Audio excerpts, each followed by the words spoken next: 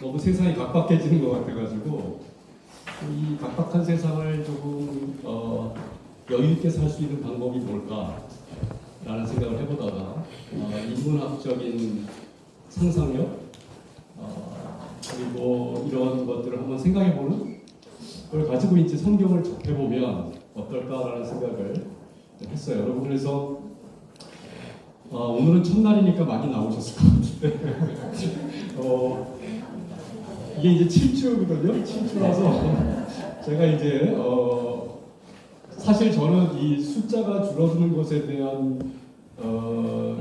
염려는 없습니다. 제가 이제 학교가 워낙에 학생이 수가 많지 않기 때문에 대학원이다 보니까 항상 10명 요 언저리로 이제 수업을 하거든요. 그래서 이렇게 많이 와주시면 감사하긴 한데 지루하거나 힘드시면 가셔도 저는 상처를 잘 받지 않습니다. 그거를 조금 미리 좀 말씀을 이런 걸 보통 이제 자기 방어 기제다 이렇게 얘기하죠.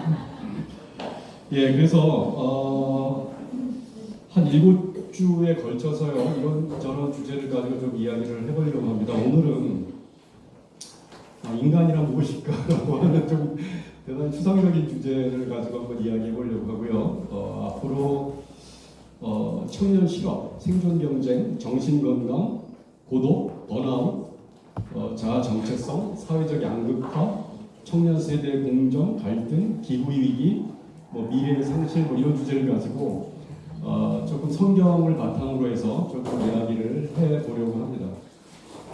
근데 제가 원하는 거는요, 이제 좀 자유로운 분위기예요. 그래서 사실은 여러분들이 이제 질문이 있으면 바로바로 아무 때나 그냥 막 해도 상관이 없고 저는 그걸 환영합니다. 그래서 흐름을 끊는다고 생각하지 마시고 그냥 원하는 시간에 자유롭게 좀 질문하시면 좋겠다라는 생각을 하고 있습니다. 이렇게 커뮤니케이션을 되게 중요하게 저는 생각을 하고요. 소통이 대단히 중요하다고 생각을 합니다.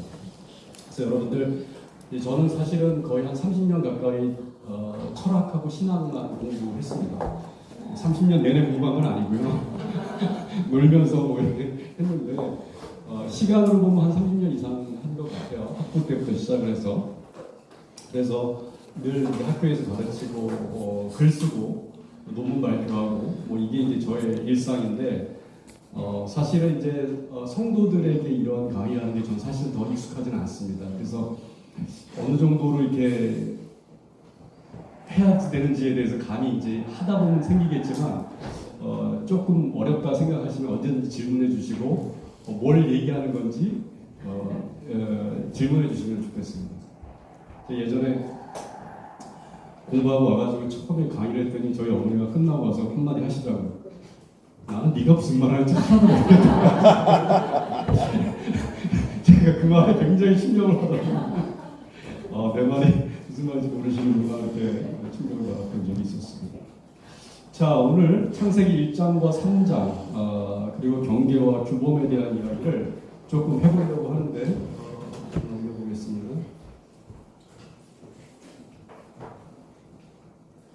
예, 인간이란 무엇인가에 대해서 여러분 혹시 고민을 해보신 적이 있으신가요? 네. 예, 다 해보셨겠죠. 인간이란 무엇인가. 어떨 때 보통 그런 고민을 하세요? 사람이 어떻게 저럴 수가 있나? 인간은 탈을 쓰고 그런 생각이 들 때가 있죠. 만약에 어떤 사람이 갑자기 뭘 화가 나가지고 나한테 막 뭐라고 할 때 그거를 이렇게 그 화를 그대로 받지 마시고 그 사람이 화난 거에 대해서 정리를 한번 해주세요. 당신은 이거 때문에 화가 났군요라고 얘기를 해보세요. 이 객관화가 되는 거거든요. 이 객관화가 되면 내가 분노하고 있다는 것을 잠깐 생각하게 돼요.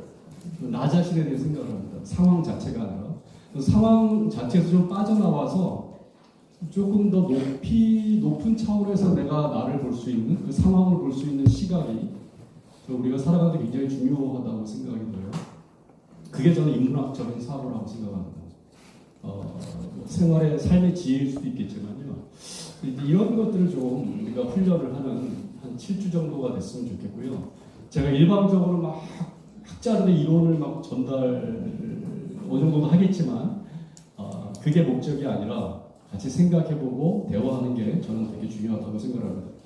그 지난주인가요? 그 시진핑하고 푸틴하고 했던 대화가 이렇게 노출이 됐다고 해야 되나? 이렇게 바깥으로 새어 나왔어요, 사실은. 그 사람 이제 열병식을 전승절에 그 열병식을 하러 올라가는데 두 사람이 대화를 합니다. 인간이 150세까지 살 수 있대. 그러면서 네. 권력과 돈과 모든 것을 갖고 있는 사람이 마지막에 욕망은 뭘까요? 그거를 영생하는 거죠. 오래 사는 거죠. 영생하는 거. 지금 이 대화가 사실은 되게 저는 재밌게 들렸어요. 왜냐하면 지금 현대 사회가 지금 기술 시대로 넘어가고 있잖아요. 인공지능 이야기가 너무 일상적으로 들려오고요. 지금 증권하시는 분들은 또 기술주, 테마주 이런 거에 굉장히 주식이 많이 오른 걸 볼 수가 있고요. 지금 인공지능이라고 하는 걸 통해서 인간이 얼마나 오래 살 수 있는가, 어떤 문제가 생겼을 때 우리의 기관, 어떤 신체에 문제가 생겼을 때 예를 들면 심장이라든가 폐라든가 어떤 장기라든가 이런 것들은 거의 다 트랜스플란트가 다 가능합니다. 지금은 기술적으로, 의학적으로. 그래서 다 이식이나 장기 이식은 너무나 이제 오래전부터 가능해졌고요. 최근에 나오는 건 뭐예요? 의식의 차원입니다. 인간의 브레인, 이 뇌를 어떻게 할 거냐. 이 인간이 육체를, 그러니까 어떤 생물학적인 어떤 기관, 올겐 자체를 이식을 할 수 있고 문제가 생기면 다 리플레이스를 할 수 있지만 인간의 의식은 할 수 없지 않느냐. 나라고 하는 정체성 의식 안에 있지 않아. 근데 그것까지도 지금 도전이 되고 있다고 하는 겁니다. 그 BCI라고 여러분들 들어보셨을 겁니다. Brain Computer Interface. 그래가지고 뇌하고 컴퓨터하고 인터페이스를 해가지고 서로 호환시키는 거죠. 그래서 뉴럴링크라고 그 일론 머스크가 만든 회사가 한 작업이 그런 거거든요. 사지가 마비된 그 환자가 생각만으로도 말을 하고 표현을 하고 선택을 하고 할 수 있게 하는 거예요. 뭐 그림도 그리고 이 정도의 단계가 왔다라고 하는 것이고, 여러분들 예전에 그 봤던 영화 중에 트랜선던스라는 영화가 있었어요. 조니 뎁이라고 한 그 배우가 나왔는데 이 사람이 아주 천재적인 외과 의사였습니다. 근데 이제 질병 걸려 죽을 때가 됐는데 자기의 뇌를 컴퓨터에다가 이식을 하는 거예요. 그러니까 영원히 산다라고 하는 그 영생의 개념을 의식으로 본 거죠. 의식이 컴퓨터에 완전히 업로딩을 했을 때 이 컴퓨터가 자기 자신이 영원히 살면서 또 세상을 어떻게 이렇게 조정한다, 뭐 이런 내용의 영화였습니다. 실제적으로는 지금 기술이 인공지능이 굉장히 빠르게 발전을 하고 있고, 신학적으로 이게 왜 문제가 되느냐, 역사적으로 우리의 역사라고 그러면 기원 후 2000년, 예? 기원 전 몇천 년인지 모르지만 어쨌든 수천 년 동안에 걸쳐서 하나님과 인간 사이에 어떤 존재가 없었죠. 천사 정도가 있었을까요? 그런데 인간보다 뛰어난 지능을 갖고 있는 존재가 한 번도 상상해 본 적이 없습니다. 인간의 역사에서. 그런데 최근에 인공지능이 인간보다 더 똑똑한 지능이 나오기 시작한 거예요. 인텔리전스죠. Artificial Intelligence, 인공지능이 나왔습니다. 그래서 2016년에 처음 사람들이 놀랐던 게 이세돌 바둑둘 때였고요. 이세돌을 이겼을 때 굉장히 사람들이 충격을 받습니다. 그게 사실은 ANI라고 하는 거예요. Artificial Narrow Intelligence인데 그건 뭐냐면은 하나만 잘하는 겁니다. 인공지능인데 바둑만 잘 둔다든가 장기만 체스를 잘 둔다든가 뭘 잘한다든가 이런 거를 얘기합니다. 요새 알파폴드라 해가지고 단백질 이거를 규명하는 지도를 그리는 그런 것도 나오는데 이런 걸 내로 인공지능이라고 하고요. 지금 우리가 얘기하는 것 중에 하나는 AGI라고 합니다. General Intelligence예요.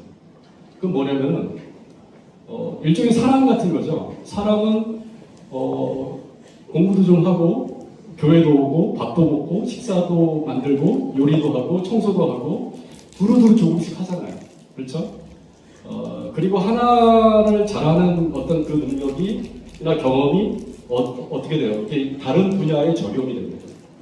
그리고 그걸 확장하고 생산하게 됩니다. 지식이 그래서 경험을 통한 지식이 계속해서 확장되는 것을 우리가 볼 수가 있어요. 그래서 AGI라고 하는 것이 우리가 되게 두려워하는 존재다. 여러분 예전에 그 우리가 영화 보면 로보캅 같은 거 보면서 미래에 대해서 굉장히 두려워하는 그런 걸 보게 됩니다.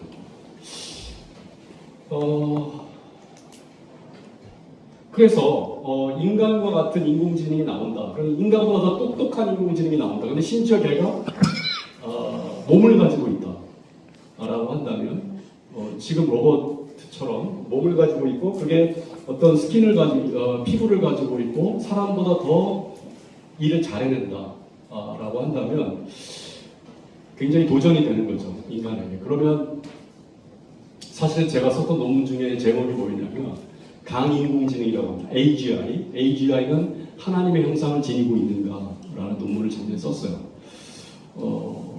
너무 궁금하잖아요. 인간보다 뛰어난 인공지능이 있다고 한다면 그 인공지능은 하나님의 형상이 있을까? 왜? 우리가 창세기에서 우리가 그 단초를 좀 찾아봐야 됩니다. 창세기 1장을 한번 보도록 하겠습니다.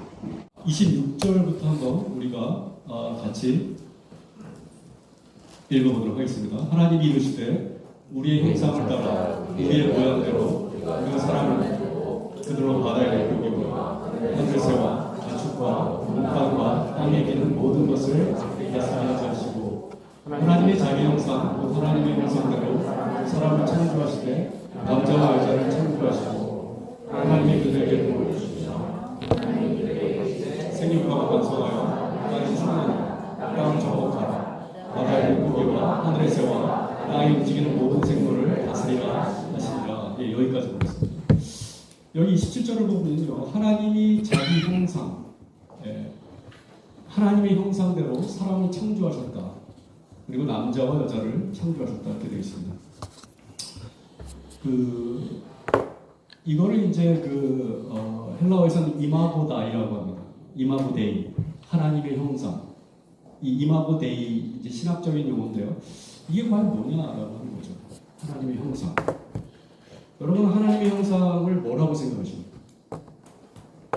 좀 어려운 질문이 될 수 있을 것 같은데 하나님의 형상은 뭘까요? 아무거나 다 좋습니다.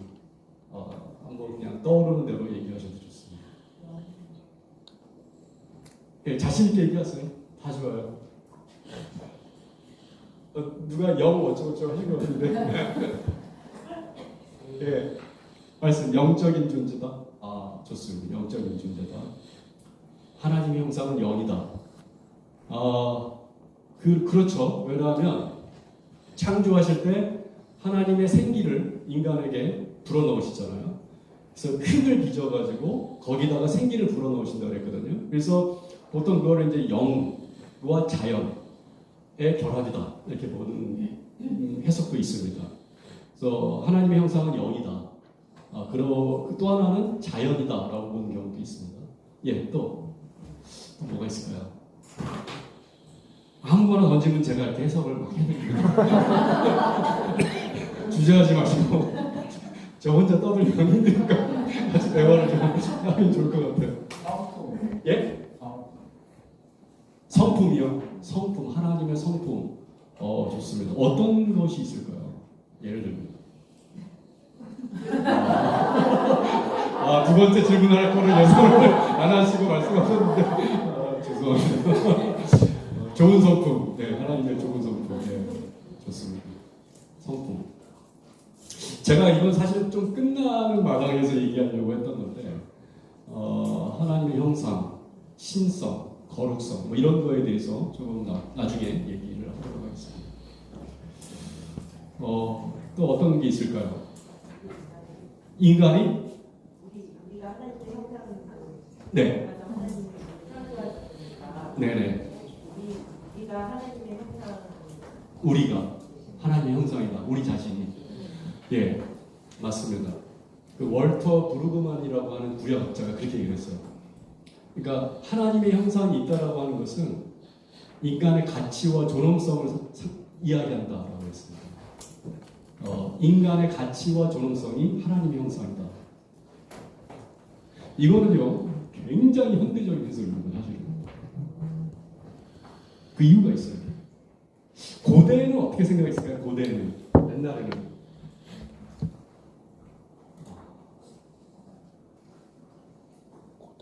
예, 선생님이 질문하면 고개 꼭 숙이는 사람이에요. 옛날에는 지능으로 생각했어요. 이거를 지능으로. 예, 우리가 지금 지능 얘기했잖아요. 그래서 하나님의 형상은 이제 고대 교부들이나 중세까지만 해도 인간의 다른 피조물보다 뛰어난 지능 때문이다라고 생각했습니다. 훨씬 더 탁월한 지적 능력을 하나님이 인간에게 주셨다라고. 사실 인공지능이 나오기 전까지는 여기에 대해서 뭐 큰 반박은 없었어요. 신학적으로. 근데 20세기 와가지고는 이제 신학자들 이거에 대한 비판은 있었습니다. 그러면은 지능이 뛰어난 사람과 뛰어나지 않은 사람의 격차를 어떻게 할 거냐고 이런 문제가 나오기 시작하는데 이건 조금 나중에 복잡한 문제고요. 어쨌든 지적인 능력으로 봤을 때 이게 사실은 고대부터 중세까지 거의 그렇게 맞다고 하는 거예요. 그래서 인간이 하나님과 커뮤니케이션 할 수 있는, 소통할 수 있는 것은 어디서 나오느냐? 인간의 지능 때문이다라는 거예요. 근데 이게 문제는 뭐냐면 거의 다 서구 사상에서 나온 지능을 이야기합니다. 그럼 서구적 지능은 뭐냐? 서구적 지능이라고 하는 개념은 뭐냐? 굉장히 추상적인 지식이죠. 지능이죠. 뭐냐면은 예를 들면 우리가 다양한 것들, 사물들을 접하는데 이 사물들이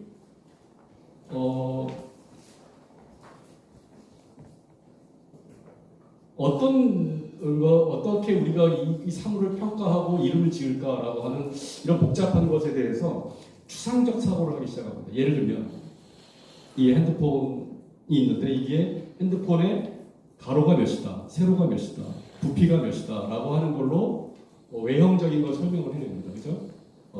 이러한 성격들을 가지고 이것에 대한 묘사를 해내는 거죠. 그게 뭐다라고 하는 거에 대해서 이러한 사고는 대단히 서구적 사고다라고 저는 생각을 합니다.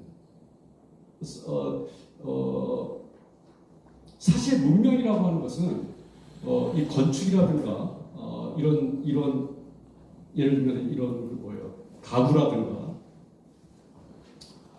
세상의 모든 우리가 문명이라고 하는 이런 사물을 만들어낼 때는 추상적 사고가 반드시 들어가죠. 길이, 부피, 그렇죠, 무게 이런 단위라고 하는 걸 다 환산시키는 건데 이 단위라고 하는 것은 사실은 세상에 존재하지 않아요. 사물이 있을 뿐이죠. 그렇죠? 마찬가지입니다. 여러분들 한번 생각해 보세요. 시간과 공간에 대해서 우리 얘기를 많이 합니다. 시간과 공간. 어제도 제가 이제 학교에서 발제를 그거 가지고 했는데 시간이라고 하는 걸 여러분들은 만나본 적 있으신가요? 본 적 있으신가요? 공간이라고 하는 것도 본 적 있으신가요? 이게 공간이 아니냐라고 얘기할 수 있겠죠. 이 공간은 굉장히 특수한 공간이죠. 이 조이어스 교회 안에 강의실에 사방이 벽으로 되어 있는 특수한 공간입니다. 그렇죠? 이거 자체를 공간 자체이다라고 얘기할 수 없어요. 이 장소에 있는 그러한 공간이다라고 얘기할 수 있겠죠. 마찬가지입니다. 시간도 마찬가지예요.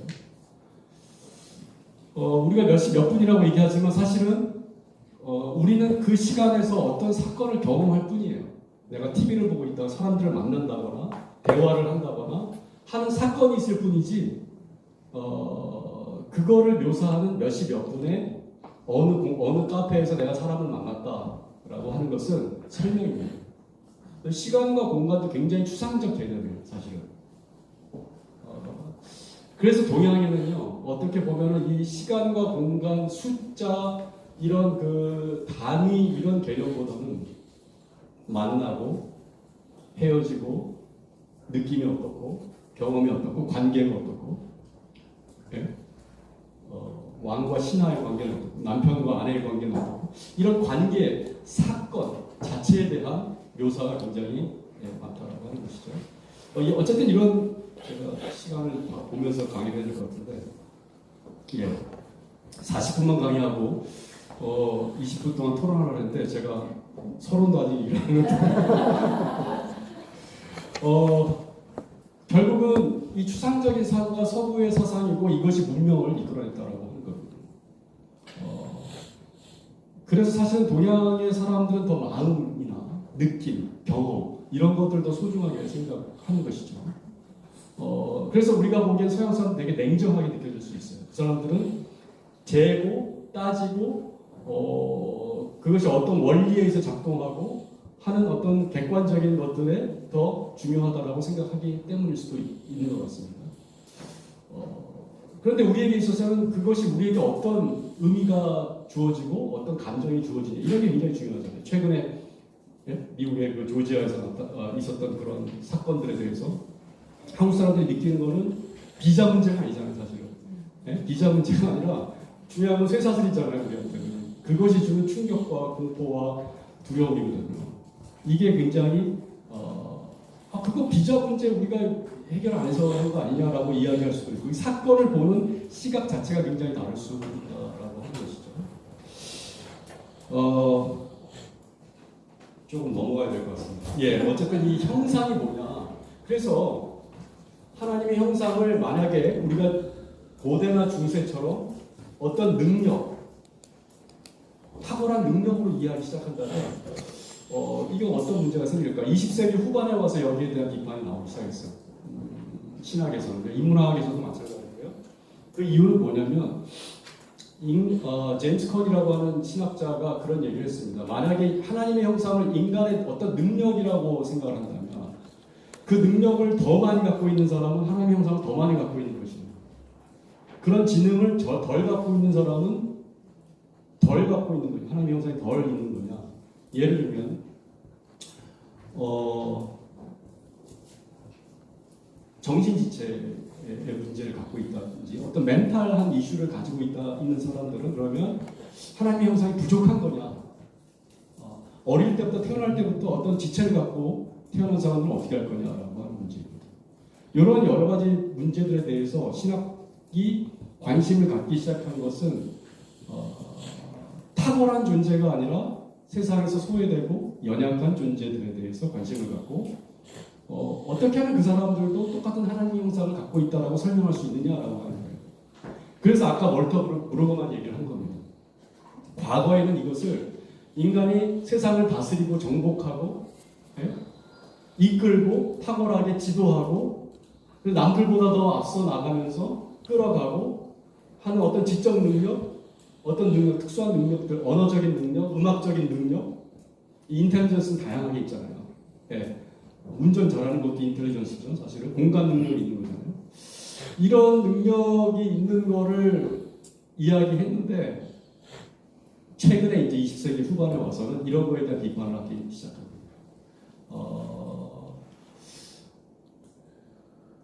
그러면서 이 지능에 대해서 다시 하나님의 형상에 대해서 다시 이해를 하기 시작했어요. 가장 큰 충격은 뭐냐? 인공지능입니다. 지금.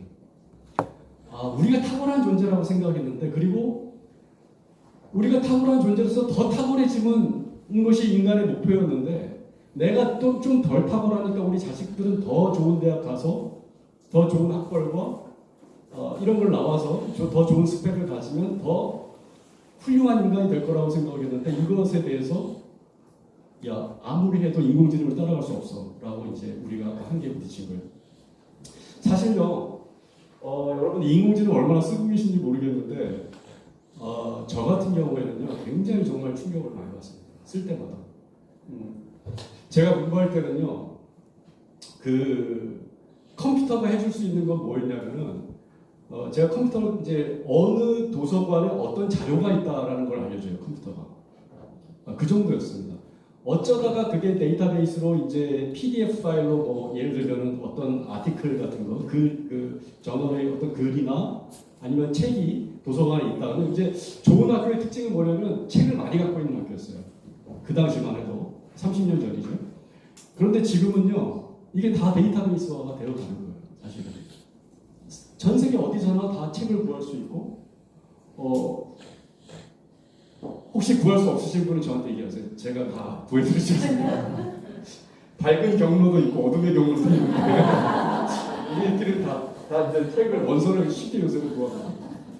그 아티클이나 이 학자들이 쓴 그 글들도 굉장히 쉽게 보여요. 그때는요, 그거 하나 구하려면은 도서관에 신청을 해갖고 일주일 기다렸어요. 그래가지고 그걸 받아가지고 읽고 정리하고 한국말로 번역하고 또 영어로 막 쓰고 그것도 뭐 원어민들한테 가가지고 그 프로프리딩 받고 이 과정이 너무나 복잡하고 힘들었습니다. 이게 공부하는 것 자체가 아니라 이 프로세스 자체가 너무나 힘들었어요. 그래서 이제 공부하는 게 힘들다라고 얘기를 했는데 지금은 자료 찾는 거, 그 다음에 자료를 찾아가지고 정리해 주는 거, 한국말로 정리해 주는 거 다 해줘요, 제가. 그리고 심지어 논문 전문 용어로 왁구를 다 짜주는 논문에 왁구를 다 짜주고 개요 뭐 주제 뭐 이런 거 다 만들어주고 골라보래요. 저한테 한 10개쯤 주고 이렇게 이런 세상이 됐어요. 그러니까 목사님도 설교요? 설교 요새 너무 쉽죠. 예, 이거 저기 엑스지시스 해줘. 이 단어를 히브리어로 알려줘. 뜻을 알려줘. 그러면 다 찾아줍니다. 예전에는 주석서 다 뒤져봐야 됐거든요. 물론 이 과정에 조금 그 할루시네이션이 있긴 하지만 웬만한 정보들은 금방금방 찾아줘요. 그래서 인공지능의 이 바꾼 세상은 어떤 세상이냐? 아까 말씀했던 것처럼 인간은 불멸하는 것을 추구합니다. 영생을 살고 싶어하는 것을 추구하고 또 하나는 뭐냐? 가속성입니다. 가속성. 시간이 엄청나게 줄어들었어요. 아까 제가 말씀드렸던 것처럼 일주일 걸려서 구할 수 있는 자료 하나를 지금은 2, 3분이면 다 구할 수 있고 심지어 정리까지 다 해줘요. 그 논문 하나 읽으려면 막 반나절 이상 걸렸던 거를 한 15분 안에 하고 내가 그 요점만 읽는데 한 10분밖에 안 걸리는 거예요. 그러니까 공부하기 너무 쉬워진 세상이 됐어요. 이 지식 자체가 또는 이 학위나 뭐 이런 것들이 그렇게 심각한 시대가 아닌 거예요. 사실 어떻게 보면. 하면 뭐해? 이런 질문을 하기 시작한 겁니다. 어떻게 보면은 이 가속성의 시대, 이 억셀러레이션이라고 하는데 하르트무트 로자라고 하는 독일의 사회학자가 한 얘기입니다. 이 현대의 인공지능의 특징은 가속성이다. 원하는 것을 바로바로 준다는 거예요. 그래서 내가 필요한 정보를 바로 주고 정리해주고 도와줄 수 있다라고 하는 것이죠. 그래서 가속성, 또 하나는 통제입니다. 통제. 그래서 불멸, 가속성, 통제라고 하는 인공지능 시대를 갖고 있는 독특한 특징입니다. 자, 그래서 우리가 이러한 시대에 뭐예요? 결국은 뭐예요? 기술이라고 하는 게 어떤 의미가 있느냐? 이거를 질문해야 된다고 합니다. 왜 이게 중요하냐면 계속해서 가치관을 바꿔가는 거예요. 예를 들면 여러분들 보세요. 너무나 잘 아는 얘기인데 SNS 하시잖아요. 유튜브 보시잖아요. 그러면 내가 어떤 것이 관심이 있어서 클릭을 해요. 그러면 얘가 알고리즘이죠. 알고리즘이 뭘 파악을 해. 이 사람이 이런 걸 좋아하는구나. 정치적으로는 이런 성향이고 뭐 자동차를 좋아하고 집을 좋아하고 실내 꾸미는 걸 좋아하고 뭘 좋아하는지를 파악을 바로 합니다. 그 다음에 계속해서 그 컨텐츠를 제공을 하는 거예요. 얘가 분석을 그걸 해주고 클릭할 만한 걸 계속 주는 거죠. 그러면 그 배후에는 뭐가 있을까요? 그 배후에는 구글이라고 하는 회사가 가지고 있는 자본주의 논리가 있는 거죠. 왜? 클릭을 많이 하고 오래 봐야 이 사람들은 부를 축적할 수 있는 거예요.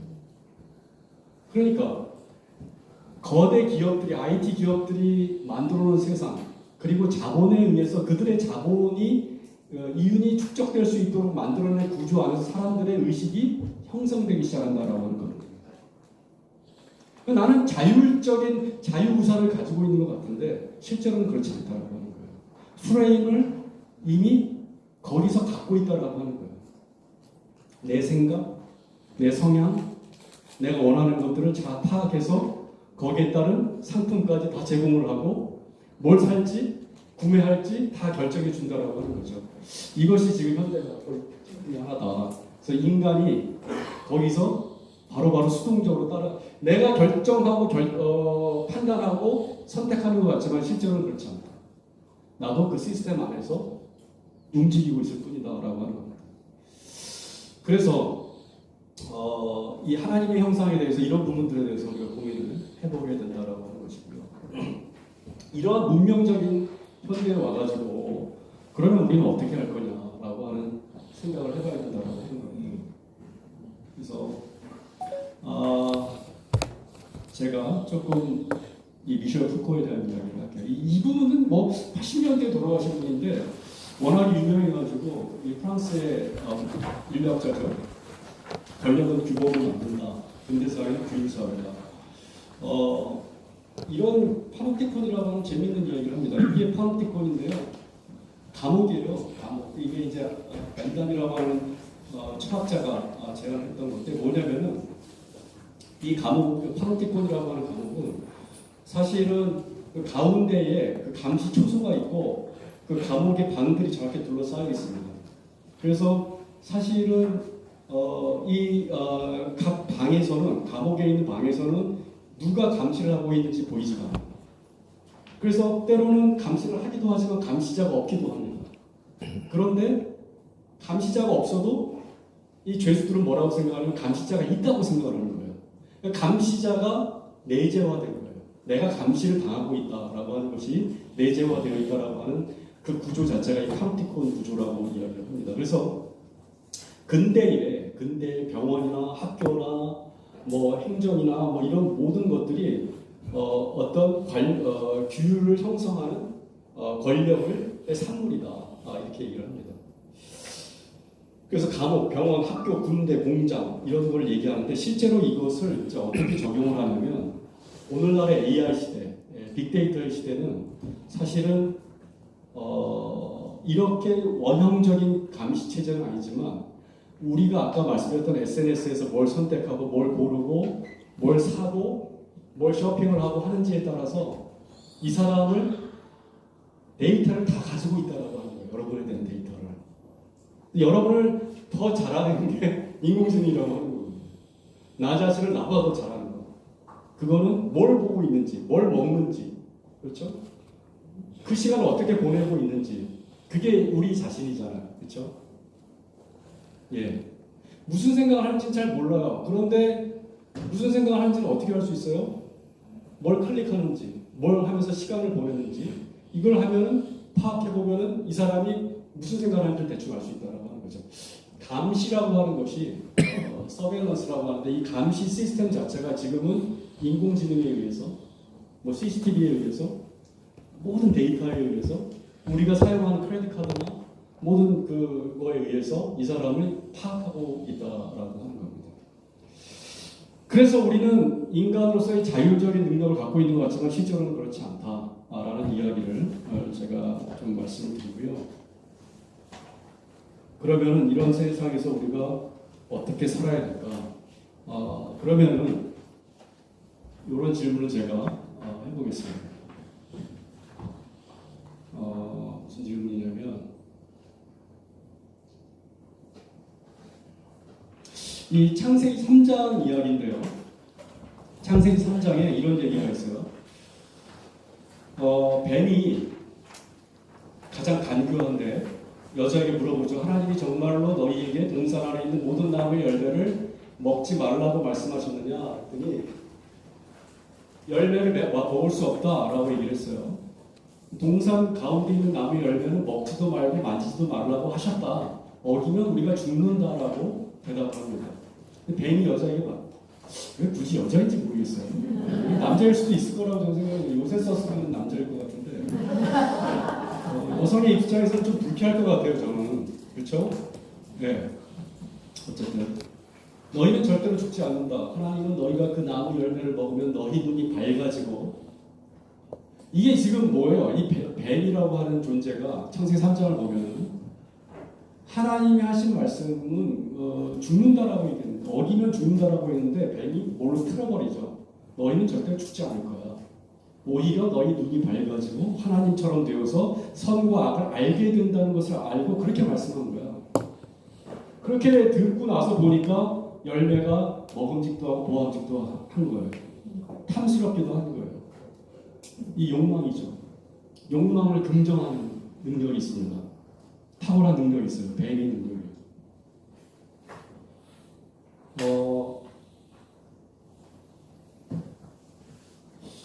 인간에게 자유가 있는지에 대해서 잠깐 한번 얘기해 봤으면 좋겠어요. 사람에게 자유가 있을까?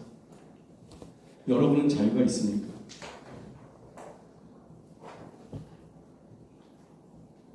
선택할 자유가 있습니까? 자유롭게 얘기해보세요. 자유롭게 얘기할 자유가 있습니다. 있어요? 있죠. 네, 있어요. 그런데 내가 만약에 내 주머니에 10,000원 있어요. 내가 20,000원어치에 뭘 살 수 있는 자유가 있나요? 없죠. 그럼 자유가 있는 걸까요? 없는 걸까요? 10,000원어치의 자유가 있는 거겠죠. 자유가 있는 것 같기도 하고 없는 것 같기도 해요. 그러나 인간이 갖고 있는 조건, 내가 갖고 있는 자본, 환경, 능력에 의해서 내 자유는 제한되어 있다라는 겁니다. 그런데 유혹이 생기죠. 만약에 너가 뭘 하면 이 자유가 무한해질 거야.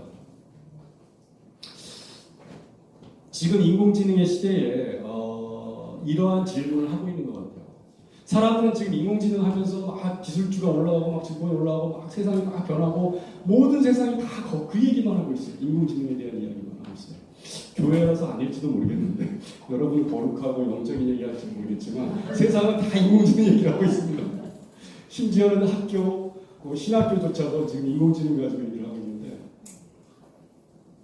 이것이 사실은 기술이라고 하는 것이 우리가 생각을 많이 해봐야 되는 것이 뭐냐면 이 종교와 기술은요 굉장히 입장이 애매모호합니다. 사실은 역사적으로 보면 과학기술에 대해서 한번 16세기를 생각해 보세요. 그 지구가 둥글다라고 코페르니쿠스가 얘기했을 때 로마 교황청은 뭐라고 했을까요? 아니다. 지구는 네모나타라고 얘기했잖아요. 그런데 결과적으로 어떻게 됐어요? 지구는 둥글다라고 결정이 났죠. 증명이 됐죠. 미래에 대해서 과학이 계속 발전하면서 미래 학자나 이 많은 사람들이 두려움을 갖고 또 얘기를 하기 시작합니다. 1984년이라고 하는 소설이 있었죠. 그게 48년에 쓰여진 조지 오웰의 소설이죠. 거기에 보면 빅 브라더가 나타나가지고 사람들을 감시하고 굉장히 어둡게 미래를 묘사해요. 그거를 이제 뭐라고 해요? 디스토피아적인 묘사라고 합니다. 마치 인공지능 시대가 오면 로봇캅 같은 애들이 나타나가지고 사람을 다 죽이고 살해하고 전 세계를 황폐하게 만들 거야. 이게 이제 SF 영화에 자주 등장하는 그런 이 내용들이잖아요. 이런 것들 결국은 인간의 욕망을 확장한다는 거예요. 아까 말씀드렸죠. 모든 걸 빨리 하고 더 오래 살게 만들고 또 인간의 자유가 무한한 것처럼 착각하게 만드는 게 기술의 특징입니다. 그래서 거기에 대해서 항상 저항을 해왔어요. 종교는. 그런데 그 저항이 때로는 되게 말도 안 되는 저항이었을 때도 있었어요. 예를 들면 아까 말씀드렸던 코페르니쿠스 같은 경우는 그때도 그랬고요. 지금 인공지능이나 그 전에도 많은 변화들이 과학에 의해서 기술들이 생산되고 그럴 때 윤리적인 문제를 가지고 계속 질문을 하죠. 여기에 대해서 제어 장치가 있어야 된다라고 하는 거예요. 안 그러면 안 그러면 기술은 뭘 따라가게 돼 있습니까? 자본의 논리를 따라가게 돼 있습니다. 인간의 역사는 계속해서 자본을 생산하는 방식으로 부를 축적하고 인간의 능력을 무한히 확장하려고 하는, 아까 제가 시작할 때 누굴 얘기했어요? 푸틴과 시진핑 얘기했잖아요. 모든 걸 갖고 난 다음에 보니까 더 오래 살고 싶은 거예요. 이만큼 인간의 욕망을 무한히 확장하려고 하는 것에 기술이 사용되고 있다는 겁니다. 이 부분에 대해서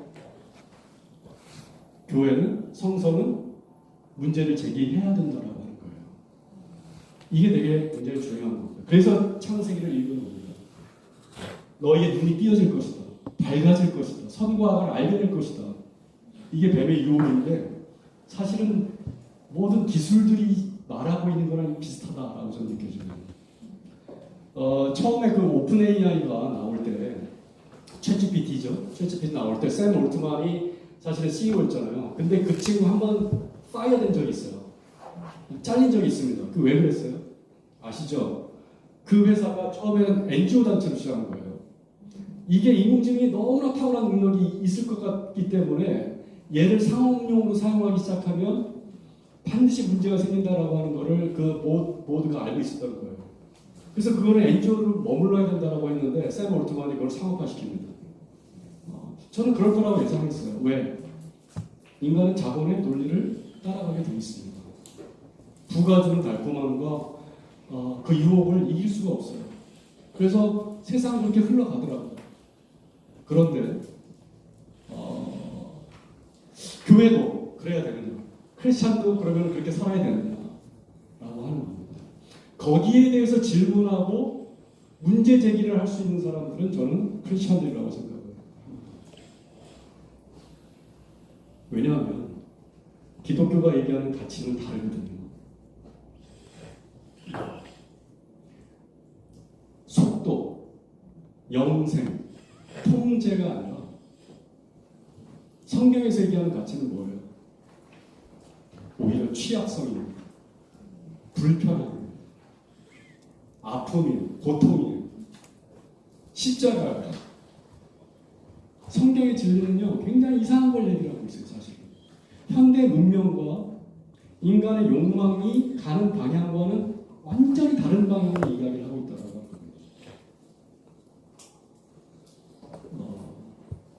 우리가 믿는 진리라고 하는 것은 오히려 인간의 연약함에서 나오는 진리라는 거예요. 영생이 아니라 강해지는 것이 아니라 더 오래 사는 것이 아니라 더 많은 부와 자본을 축적해서 내 약점을 보완하고 더 강해지려고 하는 존재가 되는 것이 아니라 더 연약하고 부족하고 아프고 고통스러운 것이 오히려 나를 강하게 만들고 세상을 구원하는 방식이라는 것이 진리라는 거예요. 그걸 믿는 게 기독교입니다. 만약에 이러한 가치나 기준을 포기하면 저는 크리스찬들 삶도 세상 사람들하고 똑같이 갈 거라고 생각합니다. 자본을 따르고 부를 따르고 권력을 추구하고 무한히 확장하다가 어느 순간 그냥 갈 거예요. 세상을 떠나겠죠. 네. 성경이 얘기하는 가치는 굉장히 다른 차원이다 라고 하는 것이고, 기술의 문명은 계속해서 인간이 더 빨리 더 많은 것을 갖게 만드는 그러한 특징을 가지고 있고, 그것이 때로는 굉장히 무한한 인간의 자유를 줄 것 같은 이 핑크빛 환상을 준다라고 하는 겁니다. 근데 이제 제가 마지막으로 얘기하고 싶은 건 뭐냐면은, 그러면 기술은 다 나쁜 것이냐? 왜 종교는 항상, 기독교는 항상 기술에 대해서 그렇게 보수적으로 얘기를 하느냐? 이렇게 질문을 할 수도 있어요. 그래서 저는 그런 생각도 했었어요. 뭐냐면 어차피 이 현대의 문명이나 기술들은 자본의 논리에 의해서 계속해서 발전해 나갈 거고, 그것에 의해서 인간의 생명이나 또는 어떤 기술들이나 이런 문명이 더 확장이 될 것입니다. 그럼에도 불구하고 중요한 것은 인간의 욕망이 충돌한다는 거예요. 욕망과 욕망이 충돌할 때 갈등이 생기고 전쟁이 나고 그랬을 때 기술은 뭘로 작동이 돼요? 인간을 파괴하는 장치로 작동이 된다라고 하는 겁니다. 지금의 전 세계에 있는 핵무기의 개수를 보면 이 지구를 수백 번 파괴하고도 남는 숫자의 핵무기를 가지고 있습니다. 너무나 많은 욕망이 인간을 파괴하고 환경을 파괴하고 나를 위대하게 보이기 위해서, 우리 국가를 위대하게 보이기 위해서, 남한테 꿀리지 않기 위해서 서로 죽이고 죽는, 너 죽고 나 살자라고 하는 굉장히 원시적인 세상으로 지금 저는 변해가고 있다고 생각이 들어요. 최근에 국제관계를 보면 우리가 그래도 이 나라는 안 그러겠지 하는 나라들마저도 너무나 이기적이고 자국중심적이고 약자와 가난한 자를 돌보려고 하는 그런 태도가 아니라 잘 사는 사람이 더 잘 살게 만드는 그런 시스템으로 가려고 한다고 하는 것이죠. 이러한 거에 대해서, 이러한 흐름에 대해, 전 세계적인 흐름에 대해서 뭔가 브레이크가 필요한데 이걸 어디서 찾을 것이냐라고 하는 이건 성경적인 진리고 가치가 분명히 있는데 크리스찬들이 이걸 자꾸 놓치고 있다면 우리는 그 흐름에 계속 따라가게 됩니다. 왜? 그게 인간의 욕망이고 자본의 논리이기 때문에 그렇다. 이렇게 이야기를 하고 싶습니다. 자, 여기까지 제가 말씀을 드리고요. 여러분들 좀 질문을 좀 듣도록 하겠습니다. 질문 있으시면 하시면 좋겠습니다.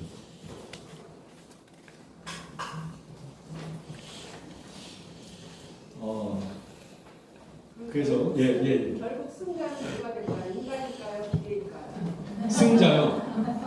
승자. 좋은 질문입니다. 기계일까요? 인간일까요? 기계일까 인간일까? 좋은 질문인데 이거를 또 얘기를 또 해야 그 끝날 때 질문하는 거 여러분들 미워하면 안 됩니다. 이제 집에 가야 되는데 질문한다고 하시면 안 돼요. 저는 이걸 위해서 20%를 세이브했기 때문에 기계 안에 자의식이 있느냐가 굉장히 중요해요. 사실은 이게 철학적으로 되게 논의를 많이 하는 부분이에요. 자의식이라고 하는 건 뭐냐면요. 지금 이제 소위 말해서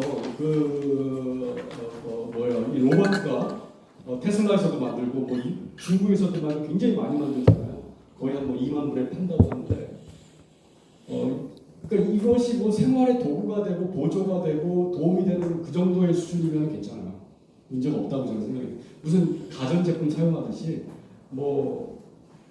설거지도 하고 뭐도 하고 정원도 하고 뭐 이렇게 청소도 하고 하면은 얼마나 좋죠.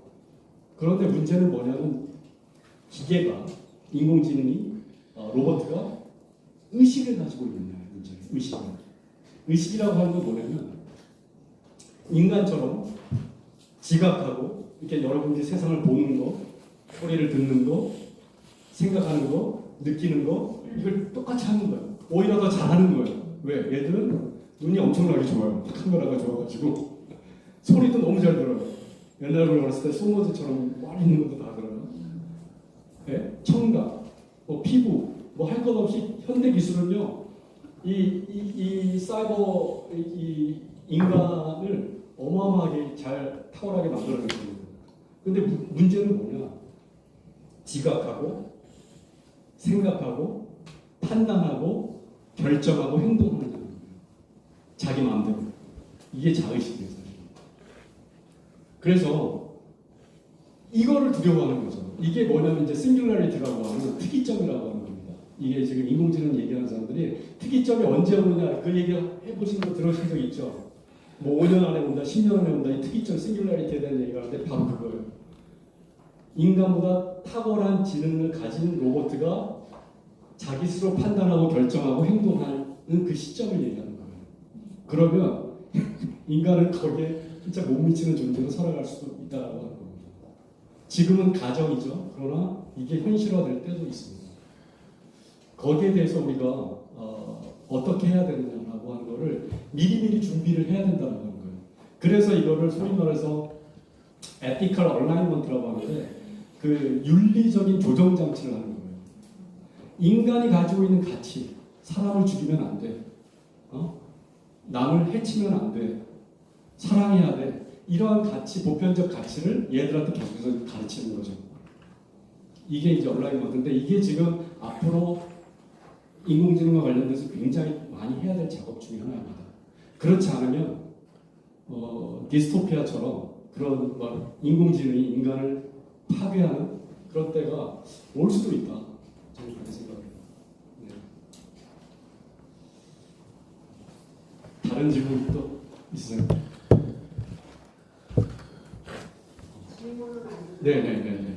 저희 그 60 넘은 사람은 네. 뭐 얼마 남지 않아서 감사한데 예. 젊은 세대들이 너무 언론에 비교하고 싸울 생각이 너무 가슴이 아파요. 지금 교수님 말씀 들으니까. 예, 가슴이 아프시죠. 그럴 것 같아요. 젊은 세대. 예, 이 친구들은 젊은 세대는 싸워야 될 대상이 너무나 많아요. 앞으로 그 얘기를 좀 할 건데, 예, 청년 실업 문제부터 시작해서 먹고 사는 문제부터 시작해가지고, 우리 시대보다 더 많은 문제를 갖고 살아가지 않을까. 기후 위기도 그렇고, 예, 정신적인 세계도 그렇고, 굉장히 문제가 많이 있습니다. 맞습니다. 그럼 다가오는 시대에 네네네. 교회나 신앙의 역할은 어떤 것들이 있을까요? 다가오는 시대에 이 기술의 진보나 세상의 변화에 대해서 너무 보수적으로 갈 게 아니라 좀 열린 마음을 가지고 받아들일 걸 받아들이고 비판할 걸 비판해야 됩니다. 이게 저는 굉장히 중요하다고 보거든요. 이제 제가 그 얘기도 오늘 하려고 했는데 뭐냐면 소통의 문제거든요. 이게 지금 계속해서 양극화돼 가잖아요, 세상이. 유럽도 그렇고 미국도 그렇고 한국도 그렇고 정치적으로도 그렇고 뭐 경제적으로도 그렇고 굉장히 양극화되는 이유 중에 하나가 아까 말씀드렸던 그 알고리즘 문제도 있긴 하지만 그것보다 더 중요한 거는 대화의 부재다라는 거죠. 소통의 부재다. 그래서 갈등이 있으면은 좀 풀면서 대화를 하고 그것을 조정해 나가는 게 인간의 능력이고 탁월성인데 우리는 나와 다른 존재를 무너뜨리거나 공격하거나 비판하거나 없애버리는 게 목적이다라는 것이죠. 그러면 모두가 파멸될 수밖에 없죠, 세상은. 교회는 만약에 예수님이 이 땅에 진리로 오셨고 진리를 가르치셨는데 적대자들이 얼마나 많았습니까, 예수님도. 만약에 예수님의 방식이 세상의 방식이었다면 그 사람들도 다 죽여야죠. 나라는 생각이 듭니다. 근데 오히려 죽음을 당하셨잖아요. 죽음을 통해서 저는 대화의 공간을 여셨다고 생각합니다. 내가 죽은 그 자리에서 너희들은 싸우지 말고 제발 대화를 하고 나와 다른 생각이 다른 사람을 좀 이해를 하려고 노력을 하고 서로 타협점을 좀 찾아라. 이게 저는 인간성이 아닌가라는 생각이 들고요. 이게 예수님이 우리한테 가르쳐준 뭐랄까요, 마지막 생존 방법이 아닐까. 저는 그런 생각을 합니다. 타인을 얼마나 내 안에 드리고 대화하고 함께 공존할 수 있는지. 생각이 같을 수는 없겠죠. 어떻게 같겠습니까? 다른 사람들이 같이 살 수 있는 방법을 찾아가자는 거죠. 저는 이게 기독교적인 가치가 굉장히 중요하다고 생각합니다. 네. 기술이 끝을 향해 갈 때에 네네. 예수님 다시 오시라 그랬잖아요. 네. 그때 되면 이게 백조야 되지 않을까 이런 생각도 해요. 기술이요. 네. 예수님 다시 오실 때 예. 다 백조야 되지 않을까 그런 생각도 좀 해봅니다. 네. 저도 그런 생각이 들 때가 있어요. 그 예수님이 지금의 시대에 온다면 인공지능에 대해서 뭐라고 말씀하실까 좀 들어보고 싶은데. 그래서 요새는 그런 작업도 해요. 그런 거 아세요? 성경의 모든 데이터를 집어넣어가지고 예수님이라면 어떻게 하실까? 이 상황에 어떻게 하실까? 이 자녀 교육의 이 문제를 어떻게 하실까? 예? 이거를 예수님의 목소리를 한번 들어보게 하는 장치들을 아마 만들 가능성도 있습니다. 지금 어느 정도냐면요, 가톨릭에서 고해 성사를 인공지능이 했었어요. 그 바티칸에서 그걸 했는데 문제는 뭐냐면 사람들이 영적 체험을 하는 거예요. 고해 성사를. 그래서 가톨릭 그걸 하다가 중단을 했어요. 왜냐하면 그 정도로 깊이 몰입되는지 몰랐거든요. 여러분들 요새 상담 있잖아요. 상담가들도 먹고 살기 힘들어진 시대가 왔습니다. 챗GPT랑 상담 많이 해요 요새. 더 잘합니다. 예. 그리고 나에 대해서 많은 정보를 알려주면 알려줄수록 얘가 나를 이해하는 방식이 훨씬 깊어요. 많은 걸 파악하고 있어요. 그런데 상담가랑 얘기하다 보면 부담스럽잖아요. 내 약점도 얘기해야 되고 부끄러운 것도 얘기해야 되고 다 얘기해야 되는데 어디 가서 얘기할까 막 걱정되잖아요. 그러니까 상담을 지금 인공지능으로 그런 시대가 왔습니다. 실제로 굉장히 잘해요. 잘하고 정신적으로 도움을 많이 받아요. 사람들이. 목사들이 상담을 인공지능으로 많이 합니다. 상담가한테 하기가 어려우니까 인공지능 한번 해요. 네. 우리 수업 시간에 그런 얘기 합니다. 네. 지난주에 이런 얘기 했고. 그래요. 우리 젊은 친구들 혹시 질문 없으세요? 예. 여기 앞에. 뒤에도 먼저 하세요. 어쨌든 자본주의 시대. 네네네. 빌 게이츠가 최근에 한 말 들었을 때, 네. 5년 내에 95% 이상의 직업은 없어질 것이다 이런 네. 생각. 사람이 일을 할 거라는 생각을 좀 버려라. 네. 이런 이야기를 하는데 어쨌든 제가 본 영화 중에 비욘드 유토피아라는 영화에서 북한 애들은 왜 불행하다고 생각 안 하냐 이런 얘기를 했는데 우리는 오히려 우리나라보다 다른 나라가 못 산다라는 얘기를 들었을 때 우리는 기쁨을 많이 느낀다 이런 얘기를 들었거든요. 그래서 인간이라 하면 이게 그런 상대적인 기준 안에서 내가 더 낫네? 이런 거를 생각할 때 기쁨이 온다라고 생각을 했거든요. 네. 그런 측면에서 어쨌든 부를 추적하는 이유도 내가 쟤보다 낫다 라는 그런 이념 안에서 좀 그런 상대적인 걸 더 극화시키고 하는데 있다라고 생각하거든요. 그래서 앞으로 오게 될 세계 가운데 진짜 사람이 일을 하지 않는 세대, 그러니까 우리가 아무것도 안 해, 손을 안 써도 그냥 먹을 거 나오고 그리고 살만한 그런 시대가 찾아온다고 하면 어쨌든 그걸 운영할 수 있는 사람들은 더 그걸 추적시킬 그걸 하지 않으면 도태된다는 지금의 시대의 인식 속에서 그걸 좀 어떻게 대비를 할 것인가에 결국은 저는 그게 종교적인 질문이라고 생각해요. 무엇이 인간을 행복하게 할 거냐, 무엇이 인간을 자유롭게 할 거냐. 내가 얘보다 더 학벌이 좋고, 내가 얘보다 더 돈을 많이 버니까 나는 더 행복할 거야. 그 순간에는 그럴 수 있을 것 같아요. 왜? 경쟁적 사회에 우리가 살고 있으니까. 잠깐 동안 그런 생각이 들 수 있을 것 같아요. 그럼에도 불구하고 이게 정상인가라고 내가 또 생각하는 거죠. 내가 여기서 만족하고 내가 상대적인 우월감을 느끼는 것이 정상인가? 이게 성서적인가? 이게 우리가 믿는 기독교에서 추구하는 가치인가? 이런 걸 생각하는 것이 저는 굉장히 중요하다고 생각합니다. 그러나 이거를 극복하기는 너무나 어려워요, 사실은.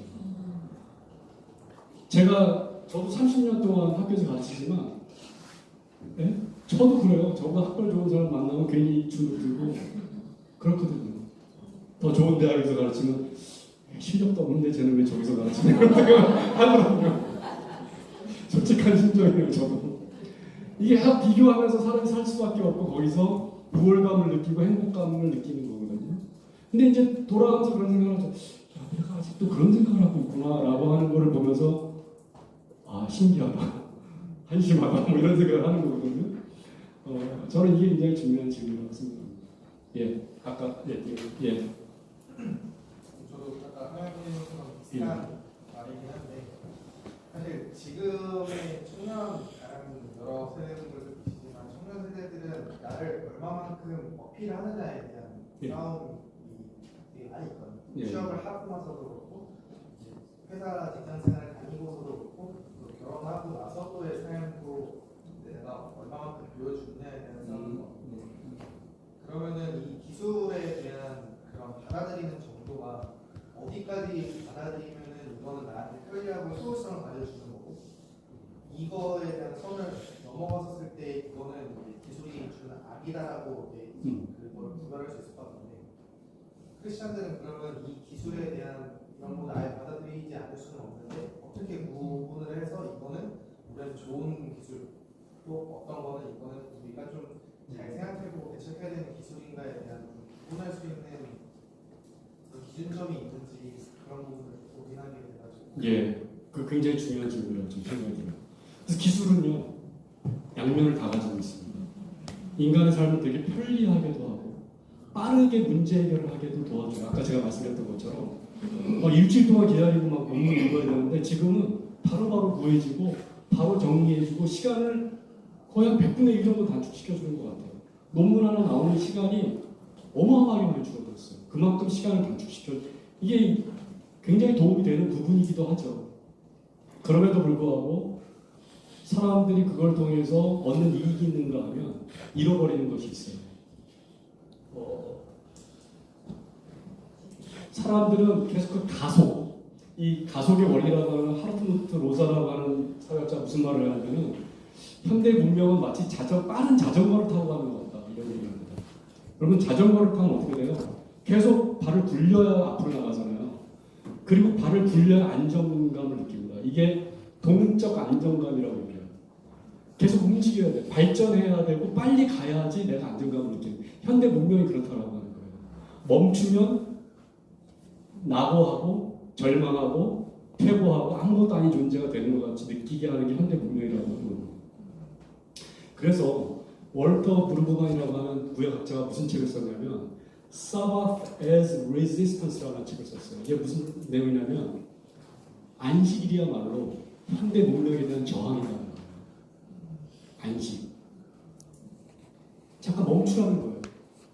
때로는 그 기계를 사용하는 걸 멈추고 그걸 사용하지 않는 시간을 가져보라는 거예요. 디지털 이것도 금식을 좀 해보라는 거죠. 너무 카톡에 매여 살지 말라는 거예요. 저도 카톡을 없애버리고 싶어요, 진짜. 근데 저는 편한데 다른 사람들이 불편해서 못 없애는 거예요. 그래서 우리가 너무 오염돼서 살고 있다, 분명히. 이것이 우리를 자유롭게 하고 편하게 하는 것 같지만 반대로 생각해보면 굉장히 많은 것에 우리가 시간을 낭비하거나 불필요한 것에 우리 에너지를 쏟고 있다고 하는 생각을 할 수도 있습니다. 그런데 중요한 건 이러한 비판적 정신을 갖는 것이 되게 중요하고 문명을 통해서 세상이 뭘 얻는지 뭘 잃어버리는지에 대해 정확하게 이해하는 것.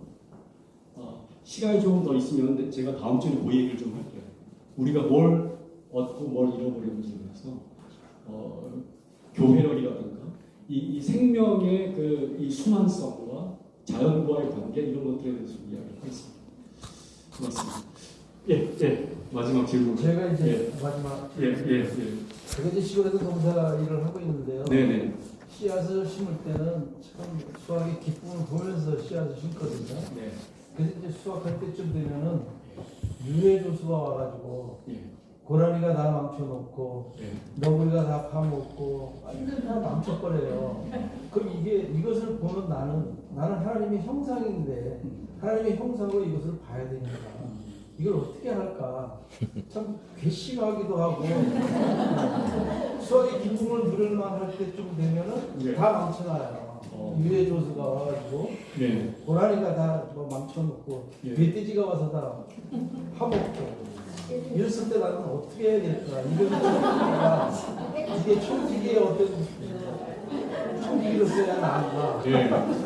그런 생각도 많이. 딜레마네요, 딜레마. 고라니를 죽여야 되느냐, 내 생산성을 높여야 되느냐. 그러니까 있어야 할 자리에 있어야 되는데 그것을 이탈해버리니까 내가 말은 저걸 어떻게 봐야 될까? 나는 인간적인 생각으로는 저걸 없애야 되는데 이걸 또 법으로 또 이렇게 제재를 해요. 이게 하나님 나 어떻게 해요? 질문도 많이 합니다. 이럴 때 나는 봐야 하나님의 형상인가요? 이런 질문도 많이 합니다. 너무 좋은 질문이고 생각을 많이 봐야 질문이라고 저는 생각이 들어요. 그래서 사실 문명이라고 하는 것은 자연을 파괴하면서 세워주잖아요. 제가 예전에 미국의 스승이 와가지고 교수가 와가지고 이렇게 분당에서 이렇게 운전을 해서 서울로 들어오고 있었는데 그때 한참 판교를 건설할 때였어요. 근데 그 판교에 있는 산과 나무를 다 깎아서 없애버리면서 아파트를 짓고 있는 장면을 본 거예요. 이분이. 왜 저러냐는 거예요, 나한테. 제가 대답을 못 하겠는 거예요. 너무 부끄러워가지고 아파트 짓는 거라고 말을 못 하겠는 거예요. 인간의 문명과 우리의 주거를 위해서 우리는 사실은 자연을 파괴하고 고속도로를 놓고 아파트를 짓고 거기서 또 우리가 50평이니 30평이니 비교하면서 살고 있잖아요. 이 부분에 대해서 우리가 심각하게 고민을 해볼 필요도 있다. 도로를 놓으면 빨리 가니까 편리한 것도 있지만 생태계가 파괴가 되고 이쪽 생태계와 저쪽 생태계가 완전히 분리가 되는 그런 부분들에 대해서 만약에 우리가 죽음을 한 일주일 앞에 둔다면 어떤 판단을 할까? 이런 생각도 한번 해볼 수 있을 것 같아요. 그런데 어려운 거죠, 사실은. 어려운 질문이라고 생각해요. 왜냐하면 거기서 얻는 이익이 굉장히 많기 때문에.